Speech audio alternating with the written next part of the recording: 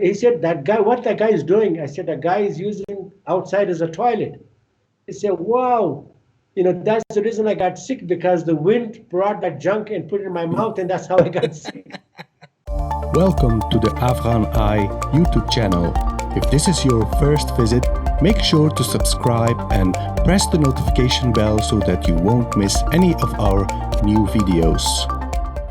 So after 2001, you said that you met the Karzais, and you talked to the Karzais about going back to Afghanistan. Can you explain how was Ayno Mina, the whole project, how was it set up from the beginning? Then, like at that time, we were still not talking about the city. We were just, we had some engineer friends and all that. We were planning to come and build a hospital there. Okay. And then when my engineers' friends came to Kandahar, they got sick.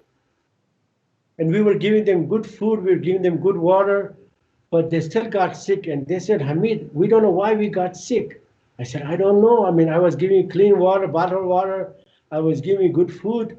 I don't know why you got sick. And back then, you could the foreigners could walk in Kandahar city with no fear, because everything was.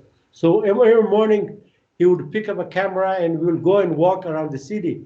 And he was, taking pictures of some of the buildings in Kandahar city. They said, wow, this country had some good times back then because of the structure, the kind of buildings they had, the kind of houses they had, because we had some good engineers. And we have back then, Ghani Khan was one of the governor who did a lot of work there.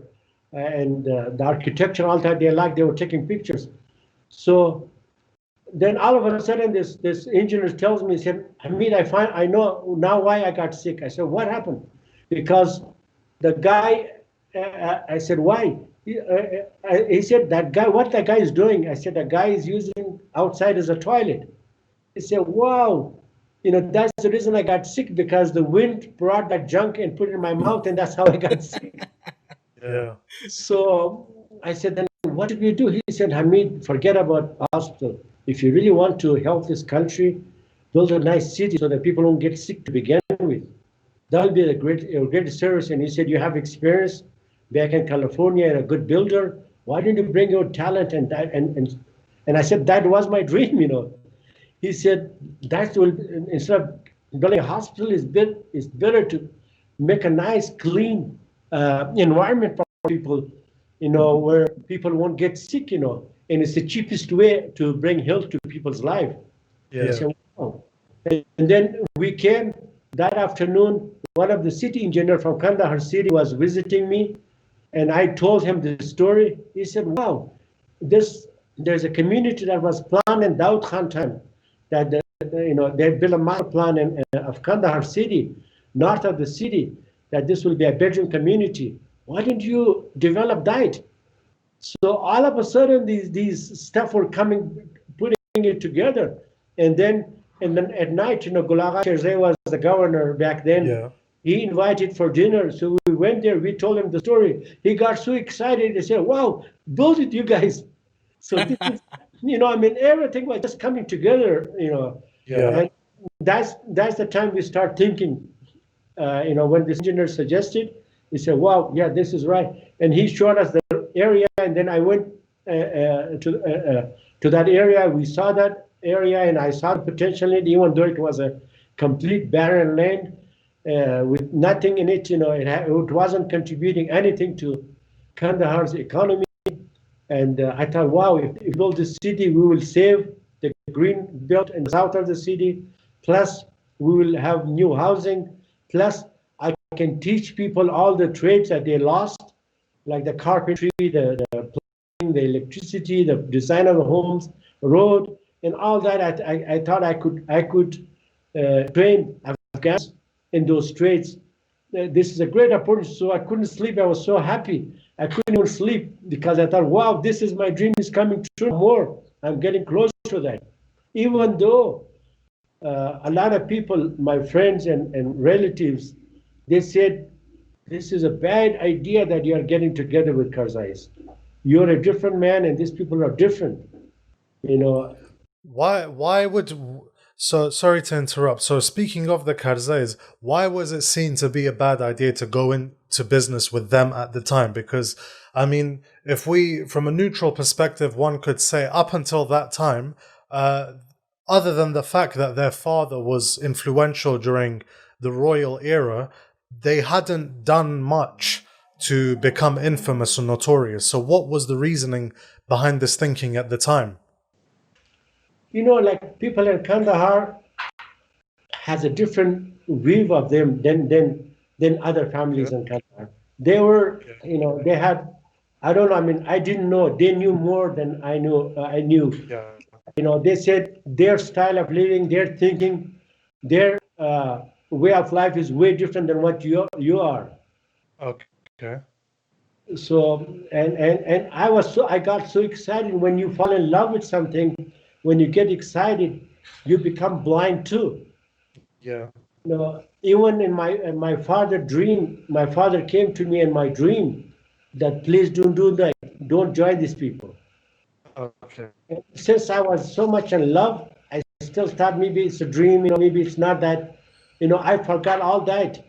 I mean, I made mistake. I made a mistake and I paid for it big time. And sometimes, too much love for something can take you to the wrong spot too. So you got together with them, let's say in sort of 2001, 2002, when Gulagha Shirzai is the governor, and you've gone to the north of the city, you've decided this is a sort of a place to build a new community. So these are all of the, let's say, the introductory steps.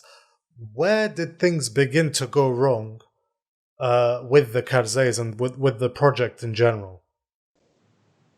The Karzais in the beginning, they were always giving me political support because the brother was the president, and that was, they all of a sudden they got a lot of respect because of the brother.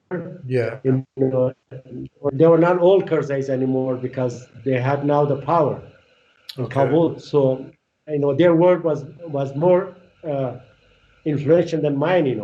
Okay. So that was the time, and at that time also, they thought Helmandi is crazy. They thought turning this area into a nice city is not possible. Okay. I mean, like Mahmoud Karzai, who was my partner, he would visit like in 5 months, 6 months, come for a few hours and then leave, because they thought I was crazy.